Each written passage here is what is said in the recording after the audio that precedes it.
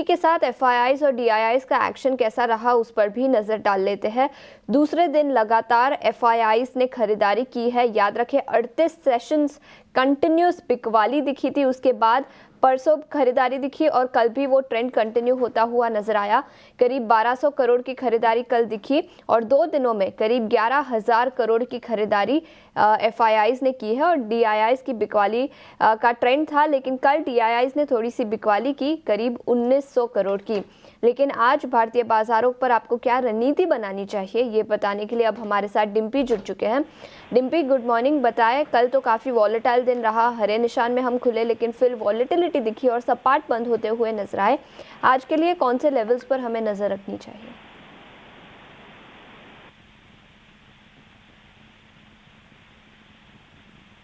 डिम्पी,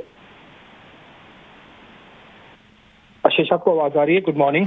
कल अगर लेवल के हिसाब से देखें तो कुछ खास गेन नहीं किया हमने, कुछ खास लॉस भी नहीं किया, क्योंकि अगर आप कल देखेंगे तो कल 24,000 के ऊपर बंद थे हम परसों, और हम कल बंद हुए हैं 24,200 के आसपास।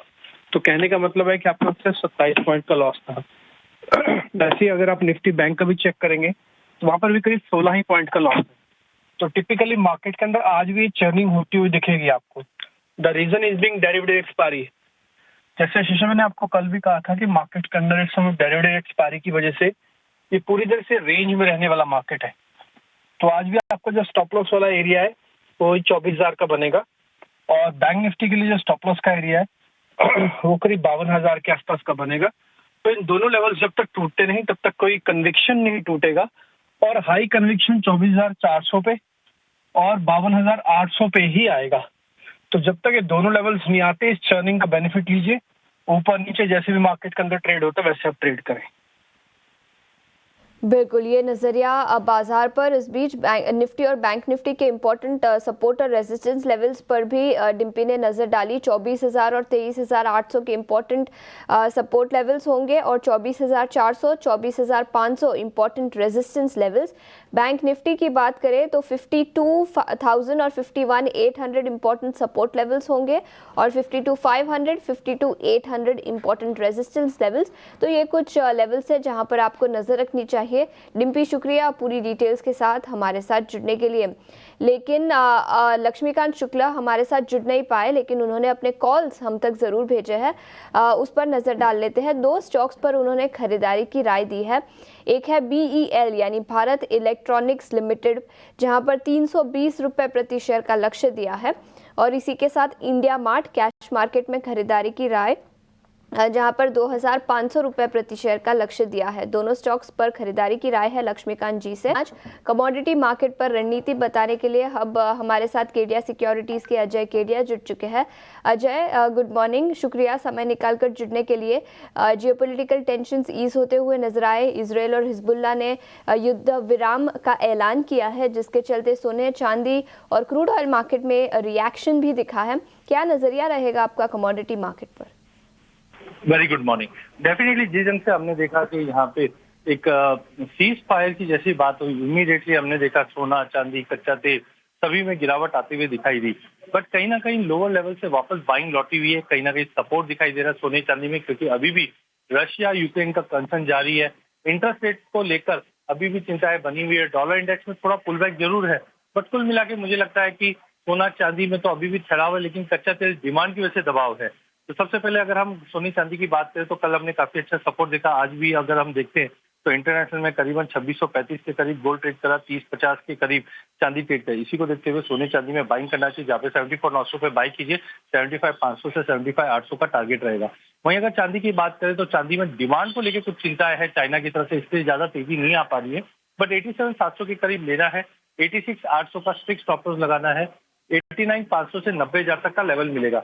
वहीं एनर्जी मार्केट की अगर बात करते हैं तो यहाँ पे सीज फायर की न्यूज की वजह से और डिमांड डिटोरेशन की वजह से ब्रेंट 7250 के करीब ट्रेड कर रहा है। WTI भी 6850 के करीब ट्रेड कर रही है। तो आज दिन के सेशन में थोड़ा दबाव मिल सकता है, बट डाउनसाइड काफी लिमिटेड रहेगा। जहाँ पे कच्चे तेल में 58.20 पे बेचना है, 57.50 का लिमिटेड टारगेट रहेगा। नेचुरल गैस में एक अच्छा खासा उछाल आया हुआ है, वो कंटिन्यू रहेगा। बाय ऑन ड्रॉप की रणनीति बनाइए, 286 पे लीजिए, 298 का टारगेट रहेगा। लास्ट अगर बेस मेटल की बात करें तो यहाँ पे कंसोलिडेशन जोन चल रहा है, बट बेस मेटल में मुझे जिंक और एल्यूमिनियम, ये दो कमोडिटी काफी अच्छी लग रही है। जिंक के अंदर जिस ढंग से सप्लाई कंसर्न्स बने हुए हैं, तो जिंक के अंदर 282 में लीजिए, 286 का टारगेट रहेगा। और लास्ट में एल्यूमिनियम भी अच्छा लगता है, जहाँ पे 241 का लेवल पे लीजिए, 244 का टारगेट रहेगा। चाइना से स्टेप्स धीरे धीरे पॉजिटिव रहेगा। स्मेल्टर्स ने प्रोडक्शन कट किए हैं, जिसकी वजह से ये दोनों ही काउंटर में सपोर्ट मिलता हुआ दिखेगा।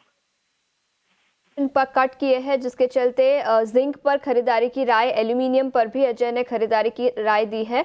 और इसके अलावा जियोपॉलिटिकल टेंशंस ईज हुए, लेकिन फिर भी कुछ सपोर्ट मिला है लोअर लेवल से। सोने और चांदी पर खरीदारी की राय, क्रूड ऑयल पर बिकवाली की राय है, जहां पर 5750 के लक्ष्य दिखाई दे सकते हैं, और नेचुरल गैस में खरीदारी की राय।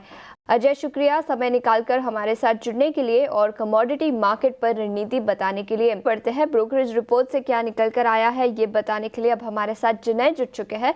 जिनय, गुड मॉर्निंग। कुछ इनिशिएटिंग कवरेज रिपोर्ट्स आई है, कुछ डाउनग्रेड्स भी आए हैं रियल एस्टेट सेक्टर से। बताएं कौन से स्टॉक्स फोकस में रहेंगे? जी, तो बात करेंगे आज के ब्रोकरेजेस की। प्रेस्टीज स्टेज फोकस में रहेगा मॉर्गन स्टैनली की रिपोर्ट है, जहाँ पे उन्होंने डाउनग्रेड किया है अंडरवेट रेटिंग पर। जो टारगेट प्राइस है उसको कट करके कर दिया है 1510 रुपीज़। अभी उनका जो मेन रीज़न है डाउनग्रेड के पीछे, वो है प्री सेल्स ग्रोथ की एक जो हमें रेड्यूस्ड ग्रोथ देखने मिली है। उसके वजह से उनका जो कन्विक्शन जो पहले काफ़ी स्ट्रॉन्ग था, वो लोअर होता हुआ नज़र आ रहा है, कमज़ोर होता हुआ नज़र आ रहा है। जो FY25 की प्री सेल्स गाइडेंस थी, उन्होंने जो पहले 28% का अनुमान लगाया जा रहा था, उन्होंने अब कम करके सिर्फ 9% सिंगल डिजिट ग्रोथ का एक्सपेक्टेशंस कर दिए। और इसका जो मेन रीज़न है वो है, अगर हम H1 का FY25 ग्रोथ देखेंगे कंपनी का, तो जो उनका जो गाइडेंस था उसका सिर्फ 30% कंप्लीट हुआ है प्रेस्टीज स्टेज का, जिसके चलते एक डाउन ग्रेड किया है प्रेस्टीज स्टेज पे। बात करेंगे दूसरे स्टॉक की, तो इनिशिएशन रिपोर्ट निकला है मॉर्गन स्टैनली का कोल इंडिया पर, जहाँ पे उन्होंने इनिशिएट किया है ओवरवेट रेटिंग के साथ। जो टारगेट प्राइस है वो है 525 रुपीज़ का। उनका मेन मानना है कि कंपनी जो पावर डिमांड साइकिल की बेनिफिशियरी होते हुए नज़र आएगी। उसी के चलते जो स्ट्रॉन्ग पावर डिमांड है वो एक काफ़ी अच्छा आउटलुक करेगा, काफ़ी अच्छा डिमांड लाएगा कोल के लिए, जो कंपनी के लिए पॉजिटिव रहेगा। इसके अलावा जो वॉल्यूम्स होंगे वो एक की ट्रिगर देखने नज़र आएंगे ओवरऑल अर्निंग्स और मार्जिन्स की तरफ ओवर मीडियम टर्म। तीसरा स्टॉक जो फोकस में होगा वो होगा OMCs, क्योंकि मॉर्गन स्टैनली की यहाँ पर भी एक रिपोर्ट है, जहाँ पे उन्होंने कहा है कि जो इंटीग्रेटेड मार्जिन है OMCs के, वो उन्हें इंक्रीज़ होते हुए नज़र आ रहे हैं स्टेबल फ्यूल प्राइसेस के साथ। उसके अलावा जो राइजिंग क्रूड डिस्काउंट्स हमें देखने मिल रहा है और जो इम्प्रूविंग डोमेस्टिक डिमांड है, ये आगे चल के OMCs को एक अच्छा ग्रोथ नज़र आ सकता है। जो आउटलुक है आगे चल के वो एक अच्छा आ सकता है इसके वजह से। इसके अलावा उनका जो इसके चलते जो कंप्लीट रेड्यूस्ड नैरेटिव चल रहा है फ्यूल प्राइस का, वो हमें कम होते हुए नज़र आएगा। और इनका जो टॉप पिक्स है OMC में वो है HPCL और BPCL।